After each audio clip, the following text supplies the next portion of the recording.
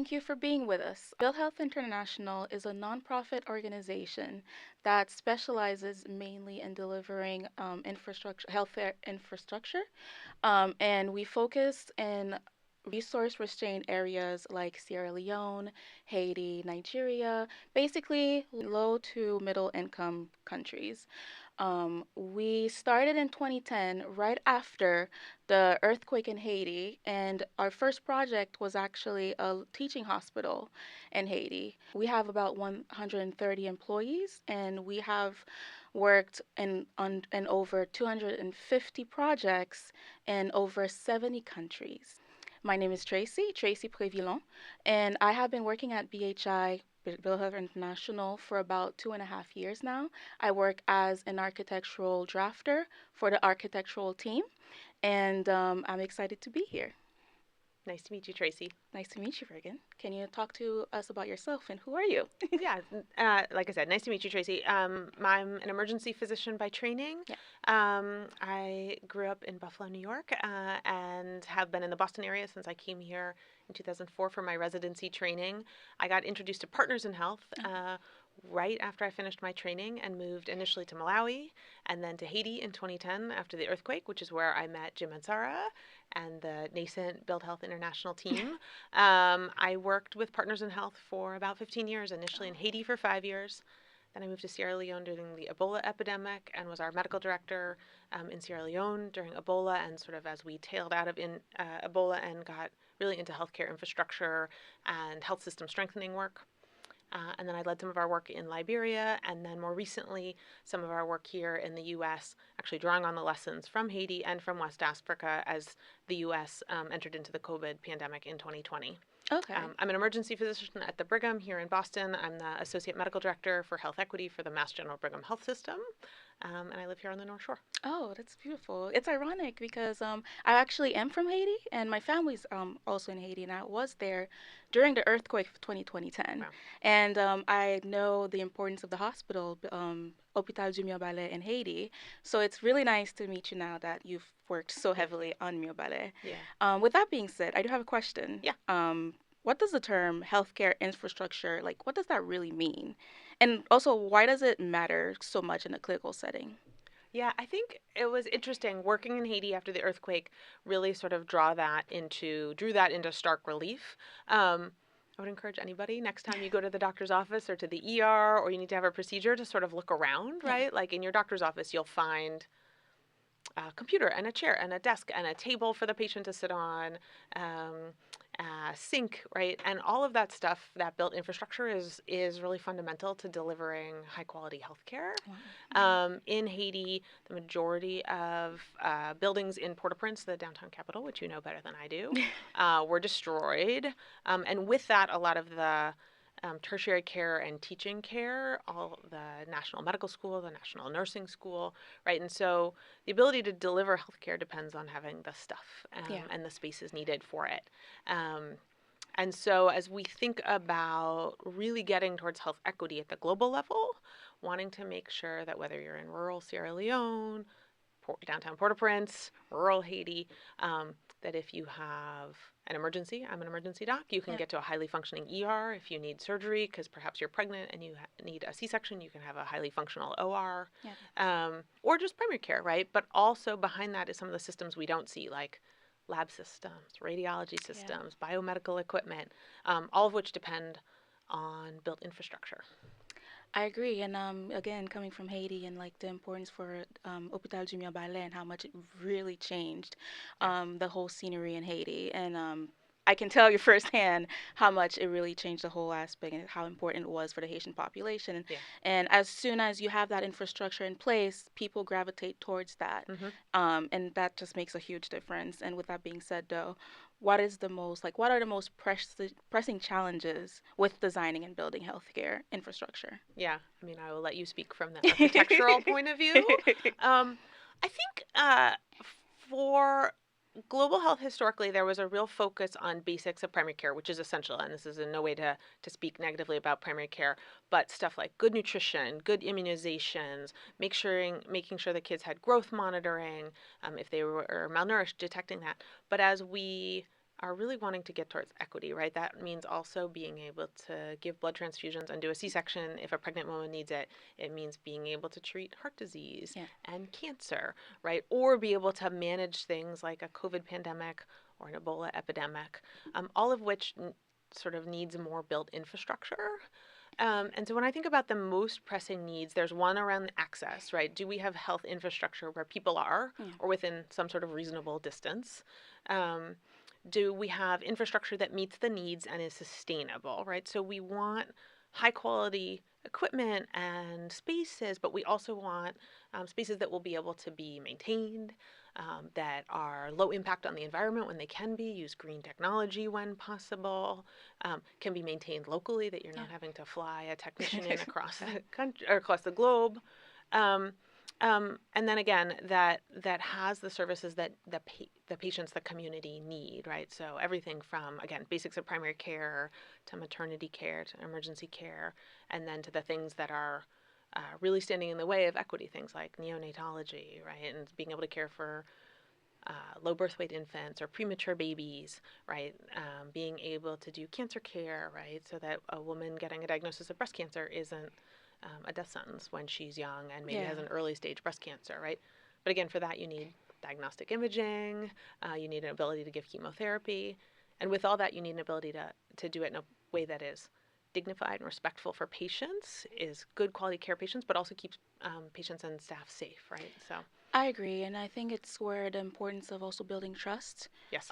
is really important because, when you're coming into these different places, different populations think differently, and you have to really build that trust. And even architectural, again, Mm-hmm. from the There you architectural, yeah.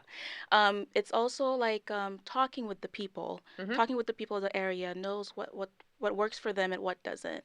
And also like understanding how it goes just in the world of architecture and giving them the proper infrastructure and also not imposing a way of building that's not appropriate Totally. to the area, making sure that you study the area, not just, geographically, but also culturally speaking, Mm-hmm. what works and what doesn't.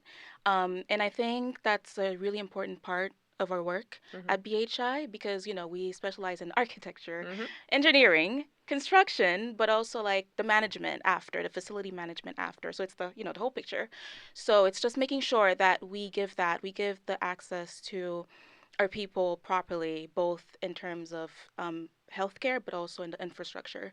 So that's really interesting. And how does BHI work with an integrate clinical perspective? Like, Yeah. how do you think we deal with that? I think this has been something that BHI has been working on since the building of Mirabelais. I think, like most organizations, we are humbled to realize we have learned a lot of Yeah, things. yeah, Because, like all of us, we learn by doing, making mistakes, needing to redo our mistakes. So, in any project, and again, I'll defer to you on the architectural and engineering side, BHI works with the local clinical team. So, yeah, are we designing a cancer ward? Are we designing a maternal hospital center of excellence like we're doing in Sierra Leone? yeah, Are we building a whole hospital? Is it a place that is near a road? Is it a place that's more rural, right? And so you have to work with the clinical team to understand what are the clinical needs, yeah. um, what problems are we trying to solve for the patients, what is local custom, what is going to make the patients feel safe and comfortable and want to come there. Mhm. Also, working with the clinical team to think about what's around the corner, Yeah, right? This is where we're definitely. at now, and this is what we want the hospital to do in 5 years or 10 years, right? And so, to your point, you build a good hospital and people will come, right? And so, when we opened the hospital at Mirabelais, we initially were expecting to do about 300 deliveries a month. It took us about a year to get there, and then we very quickly blew that number out of the water, and we're doing 600 to 800 deliveries a month, right? And Yeah, so working with clinical teams to anticipate those things, and I think this is where BHI is like really great in terms of balancing expertise, right? So BHI, like yourself, yeah, brings a lot of engineering and architectural expertise, construction expertise, but also having done this in multiple countries, multiple settings, and then working with a clinical team, physicians, nurses, administrators, radiology techs, etc., and trying to figure out the best way forward yeah, together. yeah, It's a real yeah. partnership, Yeah, it definitely is. And also, like you mentioned, it's really important to get the people, the local people involved too. for sure. For example, in Sierra Leone, we actually used a lot of the women there and they got to be trained. And, the site itself was a lot of women actually there and the people. So that was really nice. And You said that you've actually practiced medicine in Haiti. Yes, I worked there for 5 years. Oh wow, yeah. Hmm. And but I also know that you worked also in Haiti, Sierra Leone, and other environments. Hmm. And you've witnessed how things could be very scarce, Hmm. very easily. Can you describe an experience that was especially impactful for you, or that showcased the importance of healthcare infrastructure? Yeah, I can probably think of an example both from Haiti and from Sierra Leone. Yeah. So I lived in Haiti for about 5 years, working with Partners in Health in close partnership with Build Health International. Um, and probably 6 months or so into opening our emergency room at Mirabelais, which was the first emergency department in Haiti to start Hmm. an emergency medicine residency Yeah. and train next generation of Haitian emergency docs. But again, probably 6 months in, we received a major uh, trauma accident. You'd call it a mass casualty accident in emergency medicine kind of language. And essentially, what had happened was a pickup truck, a tap tap, Hmm. had been driving up and over from Port-au-Prince to Mirabelais. Oh, You go up and okay. over a mountain called The Mount hills, Cabrit. yeah, Exactly. yeah, The, yeah. the road is quite windy and quite precarious in a couple places. For reasons unclear to me, basically the truck had flipped and Oh, flipped down the yeah. hill. And we received about 15 patients in rapid succession. There's no ambulance system in Haiti, No. right? And so the patients, the people, were sort of gathered up by other passerbys, thrown into other people's pickup trucks, and driven very quickly to our emergency department. We got notice about 5 minutes before. Someone called one of the docs who worked in the ER and said, "There's been a bad accident. A bunch of patients are coming to you." Um, and we were able to receive them into our emergency Yeah. department. We had a good triage area. We had staff who had been trained. We had all the equipment we needed. We had brought them all in, put them on stretchers, evaluated everyone, and then got everyone over who needed it for CAT scans and x-rays, lab tests. We were able to consult with our surgical team. Some patients needed to be admitted and stayed in the hospital. Others could be seen by orthopedics and sent home. But it was really an example of where when you have all the things you need to run Yeah. a properly functional emergency department, it's both human resources, right? But it's also the built Yeah. infrastructure, bricks and mortar building, biomedical equipment, lab, radiology, diagnostic. And the patients actually did pretty well despite a really difficult accident.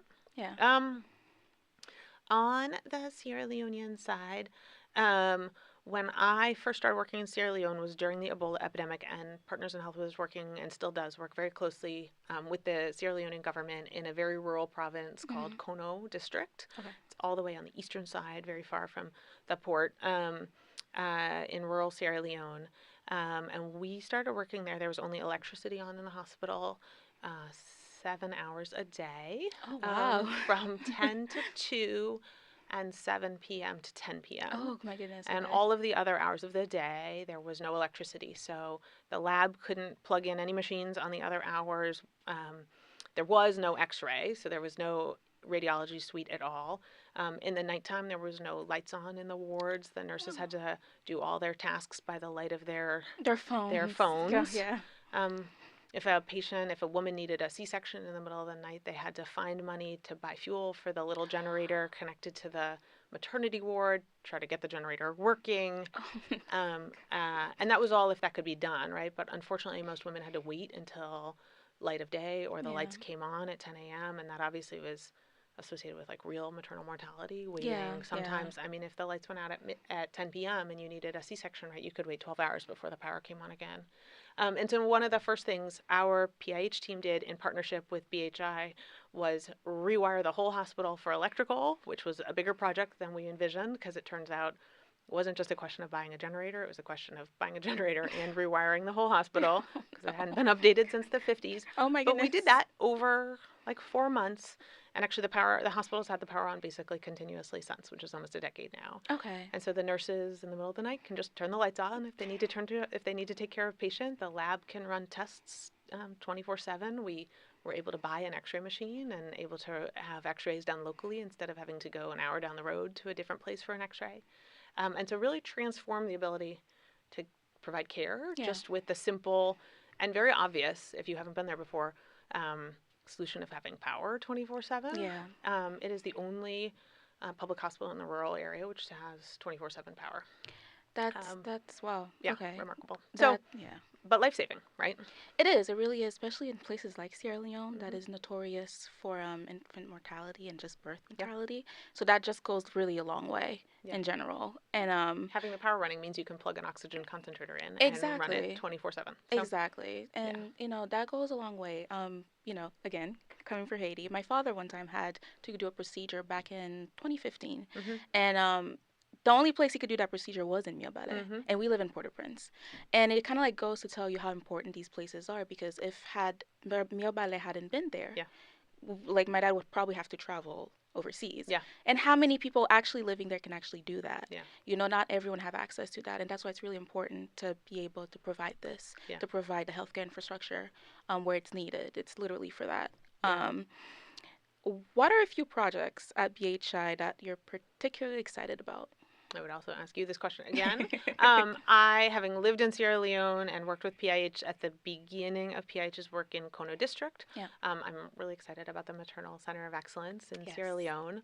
Yes. Sierra Leone, coming out of the Ebola epidemic, had one of the worst maternal mortality rates in the world, Yeah. which at its worst resulted in something like 1 in 20 women dying a maternal death in her Okay. lifetime. It has gotten better with good investment in money levels in the last 10 years since the Ebola epidemic, but it's still not where it needs to be. And so, building a proper maternity hospital where women can have 24/7 access Yeah. to C-sections, safe blood transfusion if they have bleeding during pregnancy, where, to your point, newborn babies, if they're born premature or have illness, can get care in a NICU, a neonatology intensive care unit, a neonatal intensive care unit.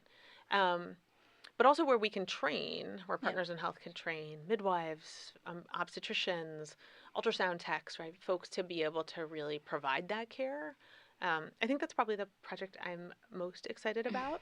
I'm also excited about some of the work that's happening in Haiti. Yeah. Haiti, again, as you know far better than I, has had a really difficult 5 years. Yeah. COVID coupled with political violence and instability.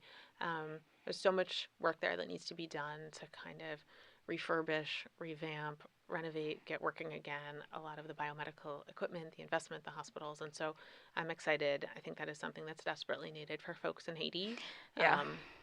to be able to continue to get care locally, to not have to go to the Dominican Republic, not have to fly to the States. And as to your point, like, Not everyone can do most that. people cannot, Not right? everyone's as Like, privileged to do that. yeah. And And in reality, you shouldn't have to do no, you that. shouldn't have to leave your Yeah, you country to shouldn't. get the Yeah. basics of healthcare. So I'm really Yeah. excited about the work we're doing in Haiti. Okay. Okay. What can people from higher income countries and communities, thinking those from the United States, Europe, and other places, the places that are traditionally westernized, what do you think they can do to enable healthcare in low and middle income communities? I mean, I think there's so much, right? So there are a handful of people who have real skills, right, Yeah. and can Yeah. join the team, right? Architects and engineers, Yeah. folks who work on the BHI team, people who are physicians, nurses, and other healthcare providers can work with like-minded organizations. But honestly, I think what most folks could do is spread the Mm. word, build awareness, donate money or Yeah. time.